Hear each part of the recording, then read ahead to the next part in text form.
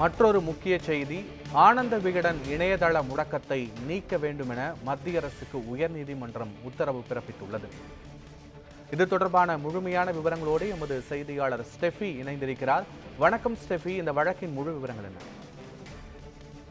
வணக்கம் பத்மநாபன். அமெரிக்க அதிபர் டொனால்டு டிரம்புக்கு அருகில் பிரதமர் நரேந்திர மோடி சங்கிலியால் கட்டப்பட்ட நிலையில் அமர்ந்திருப்பதை போன்று கார்ட்டூன் ஒன்று விகடனின் இணைய விகடன் பிளஸில் வெளியிடப்பட்டது. இந்த கார்ட்டூன் தொடர்பாக தமிழக பாஜக தலைவர் அண்ணாமலை கொடுத்த புகாரின் பேரில் விகடனின் இணையதளம் கடந்த 15ஆம் தேதி முடக்கப்பட்டது. இந்நிலையில் தொலைத்தொடர்பு துறைக்கு மத்திய தகவல் ஒலிபரப்பு அமைச்சகம் அளித்த பரிந்துரையின்படி விகடன் பத்திரிகையின் இணையதளம் இந்தியாவில் முடக்கப்பட்டதாக தெரிவிக்கப்பட்டது. இதை எதிர்த்து சென்னை உயர்நீதிமன்றத்தில் விகடன் நிறுவனம் சார்பில் வழக்கு ஒன்று தொடரப்பட்டது. இந்த வழக்கின் விசாரணை நீதிபதி பரத சக்கரவர்த்தி முன்பு இன்று விசாரணைக்கு வந்தது. ஆனந்த விகடன் நிறுவனம் சார்பில் மூத்த வழக்கறிஞர் விஜயநாராயண ராகி வாதிட்டார்.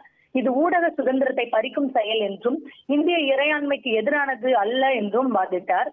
வழக்கை விசாரித்த நீதிபதி இணையதளம் முடக்கத்தை நீக்குமாறு மத்திய அரசுக்கு உத்தரவிட்டிருக்கிறார்.